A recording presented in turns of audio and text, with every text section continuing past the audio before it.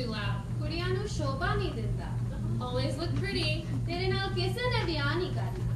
Tell Veer to wash the dishes. ਹਾਂ ਇਹ ਕੁੜੀਆਂ ਦੇ ਕੰਮ ਹੁੰਦੇ ਨੇ। Mom, do you like my dress? ਐਨੀ ਟੋਰ ਕੱਢ ਕੇ ਕਿੱਥੇ ਚੱਲੇ ਆ? ਨਾਲੇ ਤੇਰੇ ਬਾਕੀ ਦੀ ਡਰੈਸ ਕਿੱਥੇ ਆ? Don't forget you're fair and lovely. ਜੇ ਤੂੰ ਕਾਲੀ ਹੋਗੀ ਤੇਰੇ ਨਾਲ ਕਿਸੇ ਨੇ ਵਿਆਹ ਨਹੀਂ ਕਰਨਾ। Can I go out to dinner with my friends? ਹਾਂ ਆਪਣੇ ਛੋਟੇ ਵੀਰ ਨੂੰ ਵੀ ਲੈ ਚੱਲ। I want to join a sport. ਪਹਿਲਾਂ ਸਬਜ਼ੀ ਰੋਟੀ ਬਣਾਉਣ ਸਿੱਖ, ਉਹ ਜ਼ਰੂਰੀ ਕੰਮ ਹੁੰਦੇ ਨੇ। Stay away from boys. ਤੂੰ ਸਾਡੀ ਘਰ ਦੀ ਇੱਜ਼ਤ ਨਾ ਖਰਾਬ ਕਰ। Don't get fat. ਸਿਰਫ ਪਤਲੀਆਂ ਕੁੜੀਆਂ ਸੋਹਣੀਆਂ ਲੱਗਦੀਆਂ ਨੇ। I want to go to law school. ਫਿਰ ਵਿਆਹ ਕਦੋਂ ਕਰਨਾ? Sometimes I wish I was a boy. ਕਾਤੇ ਕੁੜੀਆਂ ਸਭ ਤੋਂ ਚੰਗੀਆਂ ਹੁੰਦੀਆਂ ਨੇ।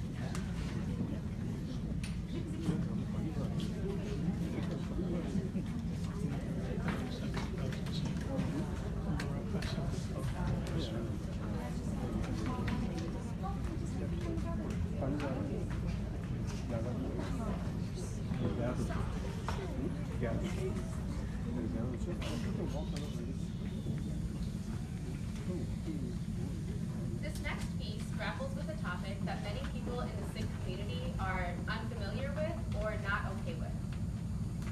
I urge you to listen carefully, to hear the story, and to keep an open mind.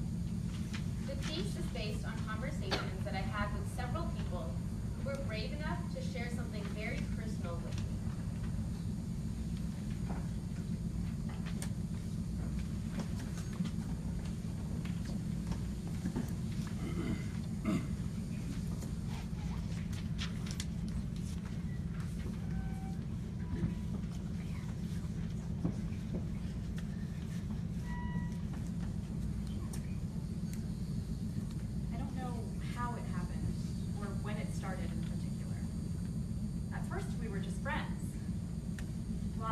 Practicality, morals, and values are what I was raised with, or what I thought I was raised with.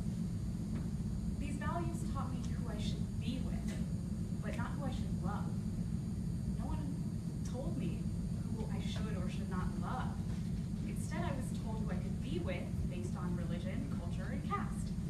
My options dwindled to a small pool, but no one ever said anything about gender. No one said anything because it wasn't considered. It would be ridiculous, outrageous, downright insane. But here I am as a woman, sharing this in love with another woman.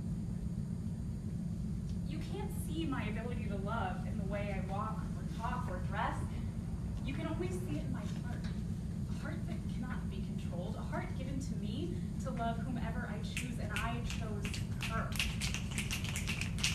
We denied it, suppressed it, hated each other because of it, but couldn't stay away from it.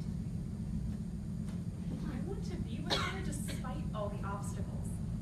Friends, families, society, despite everything.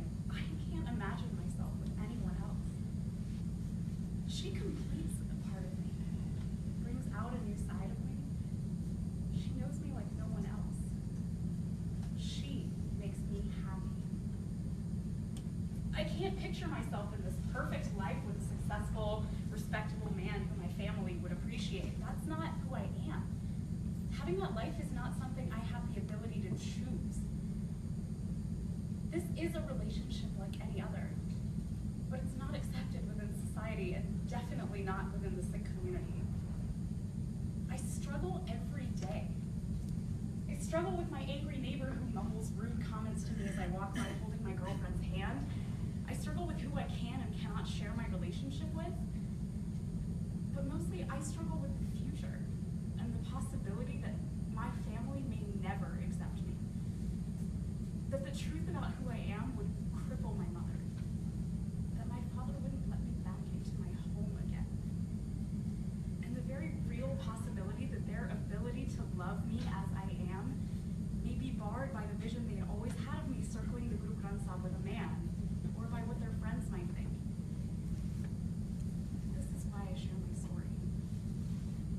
show that my story is of love. Perhaps of a different kind, perhaps with unusual characters, but a love story all the same.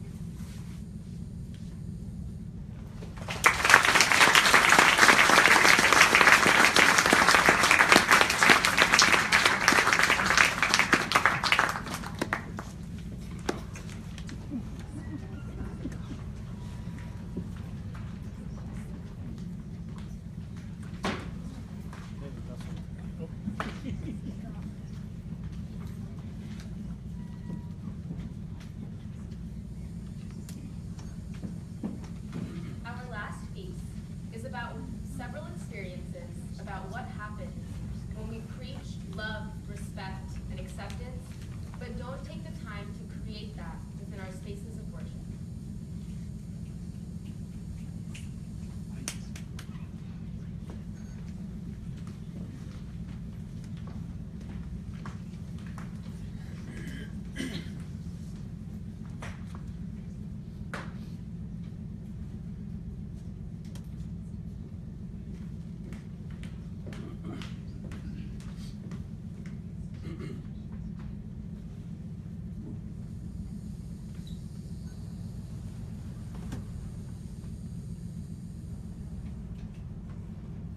I'm trying to find a way to tell you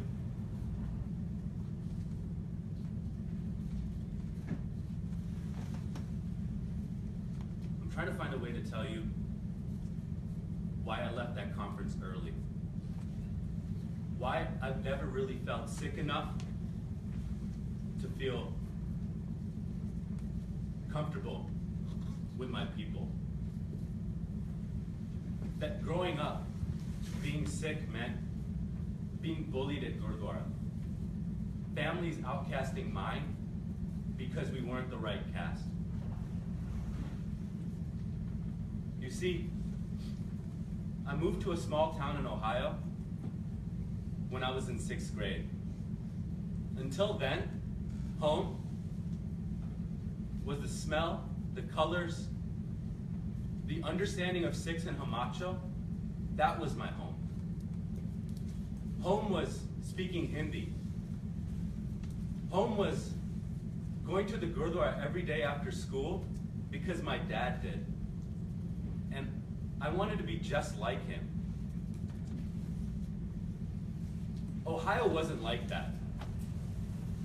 Ohio's Gurdwaras were about the super Sikh and the super not. And I was somewhere in between, unacceptable for anyone. Ohio didn't understand my immigration history.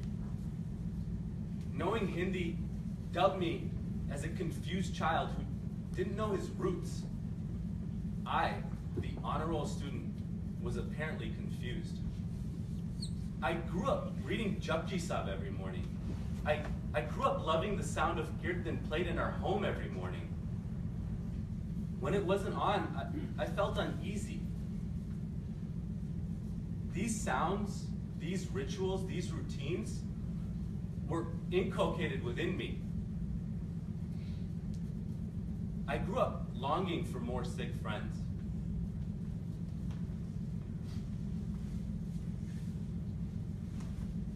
My parents taught me Sikhi. They taught me to love our faith, find strength in our teachings.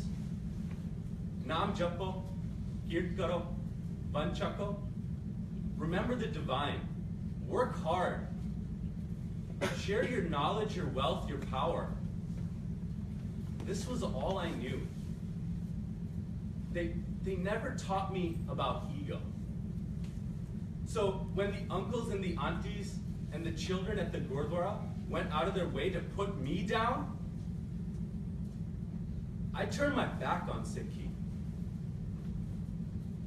Sikh meant hypocrisy, judgment, exclusivity, ego. Sikh meant asking me what I was trying to do when I was serving langar and putting away shoes. Why would you do seva if you don't keep your hair? As if selfless service is a characteristic exclusive to those who wear turbans. As if selfless service is a characteristic exclusive to Sikhs at all. Sikh met aunties gossiping at the Gurdwara, so much that my mom stopped going altogether. For her, it was easier to talk to God in private than in the halls filled with mass religiosity. Sikh met my sister cutting her hair, because why not? Why would you keep something for a faith that didn't know how to love? Sikh met uncles who cared more about money and power than the welfare and sustainability of our spaces of worship. Sikh met hurt, pain, memories of feeling unwanted. Sikh meant that as much as I wanted to be a learner, a disciple of this world, I was too jaded by a judgmental Sangha to do so.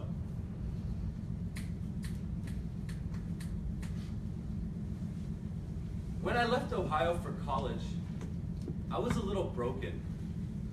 A boy devoid of faith. A vessel of spite. But like a tidal wave, faith came crashing back at freshman orientation. I spent 4 years at an institution that nurtured my confidence. It was my white friends, my black friends, my Catholic friends, my Muslim friends who built me back up. They gave me the confidence to focus on the very values I grew up with. It was then I realized it wasn't the faith that I found corrupt, but the people I found, the people I encountered within it. I'm trying to find a way to tell you that I turned to Sikhi to find myself. And now I'm turning to the Sikh community to find family. I went to a conference in January. I thought it would make me brave. Face your past, prove it to them all. Screw Ohio.